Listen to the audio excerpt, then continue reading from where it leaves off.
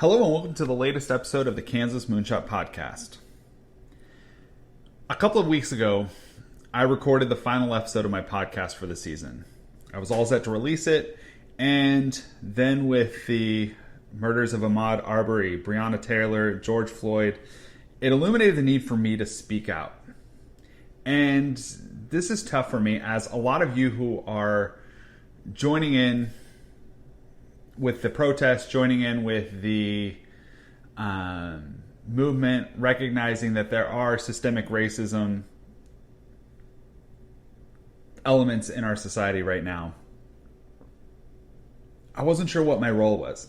And I've waited for a couple of weeks trying to figure out what is my role here with this platform. I have this podcast that you're listening to right now, and I'm kind of at a loss about what is my role here. So I took a break and I just was trying to listen and be receptive to what people are saying. And I don't know if these are the right words to share. I don't know if this is the right message to get across. This is uncomfortable.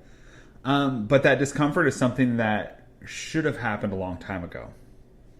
There are people hurting in our communities right now, and we need to do better. And that's kind of my message to you right now.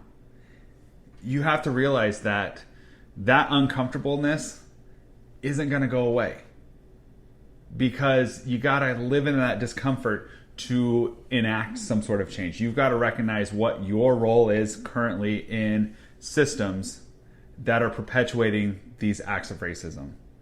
And it's tough. It's tough. I'm going to tell you, you're going to get called out. There are going to be moments when you aren't going to do the right thing. You're going to say something and it's going to come out wrong. And I've been fortunate to be blessed with people who've called me out when I've said things incorrectly, gently corrected me and told me, here's a better way of putting it. And you have to be receptive to listening. Don't get caught up in, am I going to do the right thing? Don't let this idea of being wrong stop you from trying to do what's right and speaking out when you see things. As an educator, I'm looking at all of this through the lens of, what is my role right now in education? How am I perpetuating racism within the system that I work? Now, I think conversations need to be had in every system out there about what are some ways that system is perpetuating racism.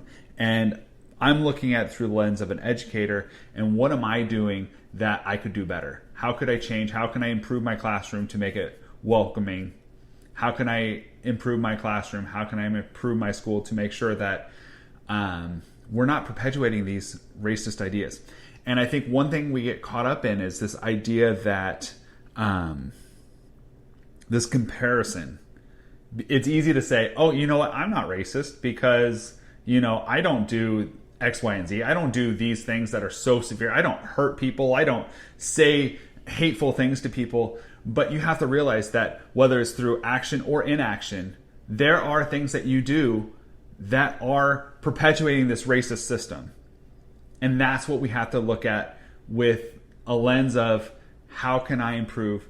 How can I... Don't look at it as, am I racist? Look at it as, what are some things that I'm doing right now that I could change? I think there are two conversations to be had. One, we have to look at it from a system as a whole. And then two, you have to look at it as your own personal biases in the classroom. And we got to attack both of them at the same time.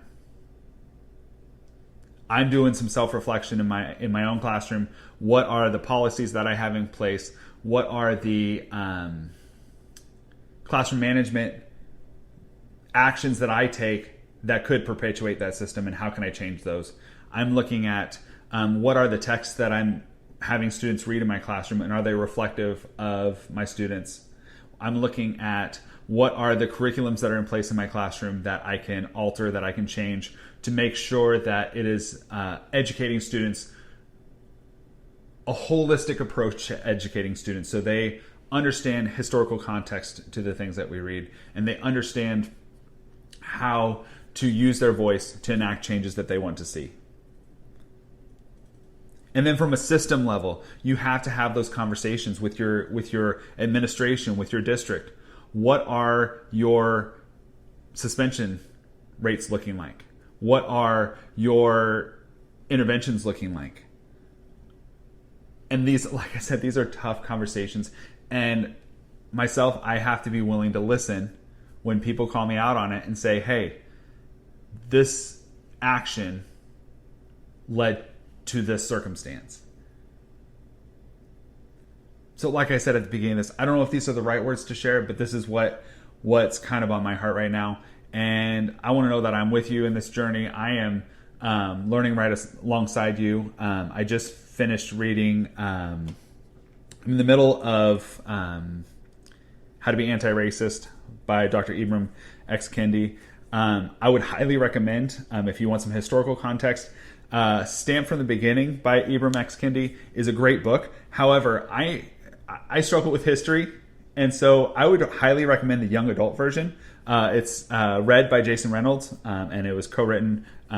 He made a young adult version, and I know it sounds weird to approach it as an adult reading a young adult book, but it gave me a lot of context so that now I'm going back and reading the original, and it's a lot easier for me to be grounded in that and gain a better understanding. There are a lot of resources out there. I'll try to put as many as I can in the show notes. I'd also recommend the podcast Leading with Equity by Sheldon Eakins. He brings on guests all the time that connect with how to have equity within your schools.